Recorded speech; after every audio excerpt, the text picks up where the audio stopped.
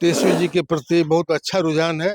इस बार निश्चित रूप से जो स्थिति है बिहार में, एकदम लोग नीतीश कुमार जी से, वर्तमान सरकार से ऊब गया है। यह तो निश्चित है कि चुनाव आयोग मोदी जी और नीतीश के और मोदी जी और अमित शाह के चंगुल में है।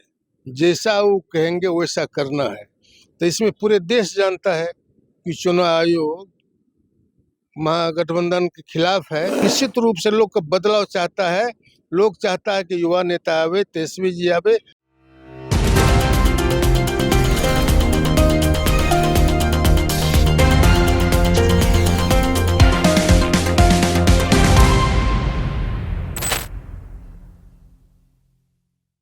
नमस्कार, आप देख रहे हैं सीमांचल संदेश और मैं हूं मनीष कुमार। अभी हम मौजूद हैं नरपतगंज विधानसभा में और आपको बता दें कि बिहार चुनाव को लेकर इलेक्शन कमीशन ने घोषणा कर दिया है और इस बार बिहार में 2 चरणों में चुनाव होना है। हमारे साथ बातचीत करने के लिए मौजूद है पूर्व सांसद सुखदेव पासवान जी। सर, बिहार में 2 चरणों में चुनाव होना है और इलेक्शन कमीशन ने कल घोषणा कर दिया है और बिहार में कल आचार संहिता भी लग चुका है। कैसे देखते हैं इन सब चीज़ों को? अच्छा हुआ कि 2 चरण में चुनाव हो रहा है। अच्छी बात है, होना भी चाहिए। जितना चरण कम होगा उतना खर्चा सरकार का कम होगा। लेकिन बहुत खुशी की बात है, जब 2 चरण में चुनाव जो हो रहा है तो निश्चित रूप से जो लोगों का, बिहार के लोगों की जो भावना है महागठबंधन के प्रति, युवा नेता, देश के युवा नेता तेजस्वी जी के प्रति बहुत अच्छा रुझान है। इस बार निश्चित रूप से जो स्थिति है बिहार में, एकदम लोग नीतीश कुमार जी से, वर्तमान सरकार से ऊब गया है। यहाँ हत्या, लूट, बलात्कार, घूसखोरी, कोई कोई चीज का सीमा नहीं बचा, सब सीमा लांघ चुका है। इसीलिए लोग त्रस्त है। इतना किसी ऑफिस में आप चले जाइए, बिना घूस दिए हुए काम नहीं होगा। तो कल देखे, परसों देखे, हमेशा हत्या, चाहे स्वर्ण का व्यवसाय हो या बैंक डकैती हो या आपस में हत्या, इतनी हत्याएं हो रही सरकार में, लगता ही नहीं लॉ एंड ऑर्डर की कोई नाम की चीज है। नीतीश कुमार कंप्लीट रूप से फेल हो चुके हैं सरकार चलाने में, असफल। सर, कल एक नेता का बयान आया था चुनाव की तारीख घोषणा होने के बाद। उनका कहना था कि इलेक्शन कमीशन जो है इस बार लगता है किसी अन्य पार्टी से प्रभावित होकर जो है चुनाव का घोषणा किया, चूंकि समय भी कम दिया है और उनका कहना था कि किसी भी पार्टी को प्रचार प्रसार करने के लिए मौका भी नहीं मिलेगा। देखिए, यह तो निश्चित है कि चुनाव आयोग मोदी जी और नीतीश के और मोदी जी और अमित शाह के चंगुल में है। जैसा वो कहेंगे वैसा करना है। तो इसमें पूरे देश जानता है कि चुनाव आयोग महागठबंधन के खिलाफ है। लेकिन फिर भी सिर्फ जनता साथ देगी इस बार, तो इसमें चुनाव आयोग भी कुछ नहीं कर सकेगा। क्या लगता है इस बार सर कितना प्रभाव रहेगा इस बार चुनाव का? चुनाव का तो देखिए, जो आप ही या हम ही लोग, सभी लोग एक छोटा सा उदाहरण देते हैं। 20 साल से लोग एक ही तरह का आचार विचार व्यवहार देखा है और एक ही तरह का 20 साल से लोग एक ही तरह का खाना आप एक सप्ताह नहीं खा सकते हैं। तो निश्चित रूप से लोग का बदलाव चाहता है। लोग चाहता है कि युवा नेता आवे, तेजस्वी जी आवे।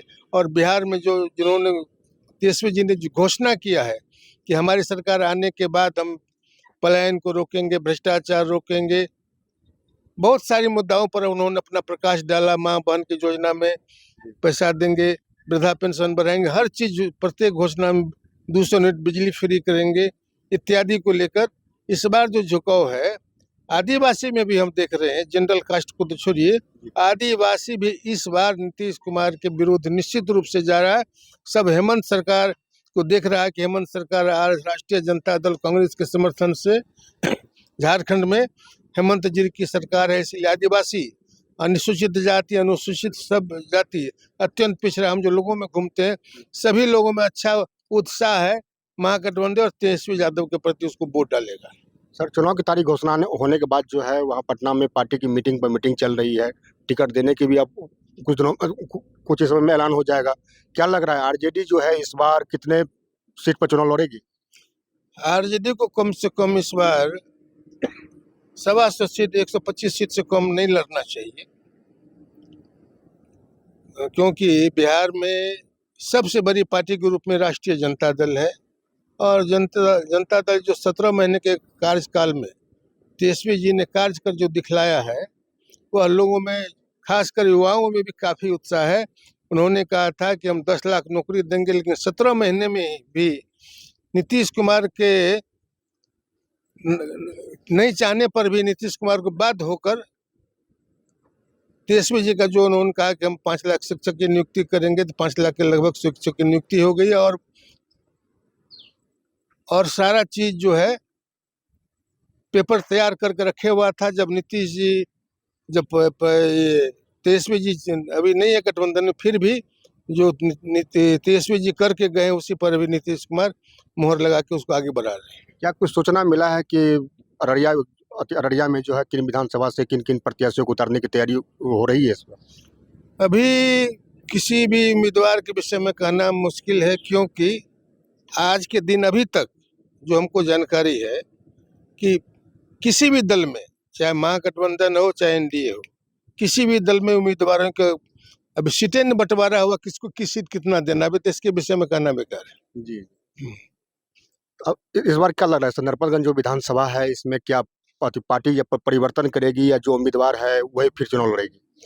वो तो जिस पार्टी के उम्मीदवार है वो पार्टी बताएगा, लेकिन निश्चित रूप से अभी अररिया जिला, सुपौल जिला, पूरे बिहार में बदलाव की स्थिति जो सिटिंग है, जहाँ के एनडीए के रूप में, जैसे यहाँ भारतीय जनता पार्टी का है, रानीगंज में जनता दल यू का है, फारबिसगंज में बीजेपी का है, सभी लोग उब चुके हैं उम्मीदवारों से कि किसी क्रियाकलाप में किसी प्रकार का संतुष्ट लोग नहीं है। कहते हैं कुछ है, करते कुछ है, इसीलिए काफ़ी लोग नाराज हैं। जो वर्तमान से में अभी जो जितने लोग उम्मीदवार है, जो एमएलए हैं। आप सर लगातार क्षेत्र भ्रमण भी किए हैं, लगातार जनता के बीच गए हैं, क्या लग रहा है इस बार क्या जनता का रुख है इस बार? हम तो पूरे जिला में भ्रमण किए हैं, अररिया जिला, सुपौल जिला, मधुबनी जिला भी गए हैं।